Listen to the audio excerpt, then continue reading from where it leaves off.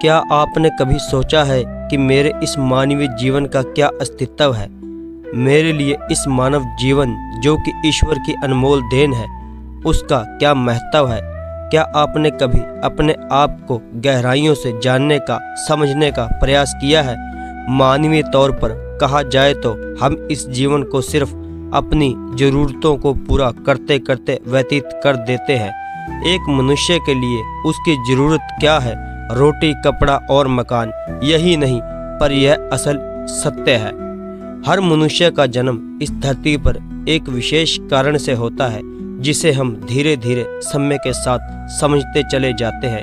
कई लोग अपने इस मानवीय जीवन के सत्य को समझ नहीं पाते, क्योंकि वे हमेशा नकारात्मक सोच ही रखते हैं। यही अंतर है नकारात्मक और सकारात्मक सोच में। जहाँ नकारात्मक सोच हमारे लिए समस्याएं पैदा करती है, वहीं सकारात्मक सोच हमारे लिए नए अवसर लाती है। आइए हम जीवन के इस सत्य को एक कहानी द्वारा समझने की कोशिश करते हैं। साथ संगत जी, बड़े प्रेम से कहना धन निरंकार जी।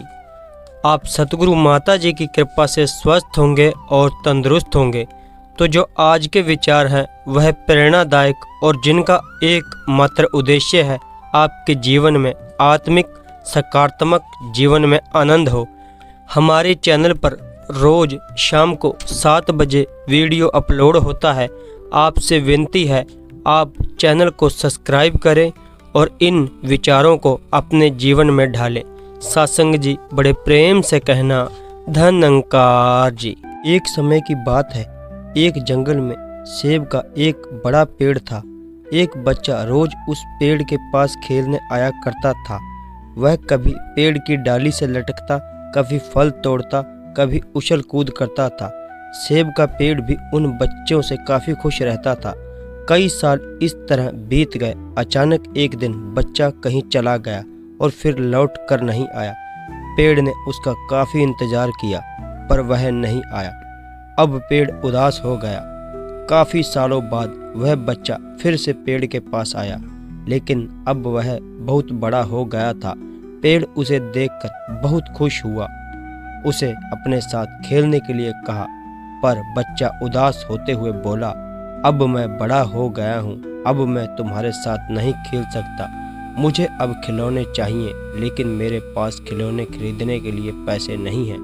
पेड़ बोला, उदास मत हो, तुम मेरे फल सेब तोड़ लो, उन्हें बेचकर खिलौने खरीद लो।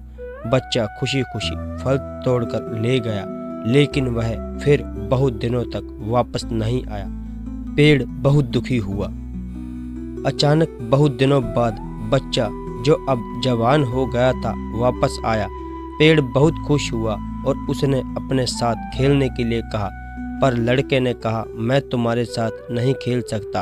अब मुझे अपने बच्चों के लिए घर बनाने के लिए पैसे चाहिए। पेड़ ने कहा, मेरी शाखाएं बहुत मजबूत हैं, तुम इन्हें काट कर ले जाओ और अपना घर बना लो। लड़के ने खुशी खुशी सारी शाखाएं काट ली और लेकर चला गया। उस समय पेड़ उसे देखकर बहुत खुश हुआ, लेकिन वह फिर कभी वापस नहीं आया और फिर से वह पेड़ अकेला उदास हो गया। अतः वह लड़का, जो अब बूढ़ा हो चुका था, काफी समय बाद थका हुआ वहां आया। तब पेड़ उदास होकर बोला, अब मेरे पास न फल है न ही लकड़ी, अब मैं तुम्हारी मदद भी नहीं कर सकता।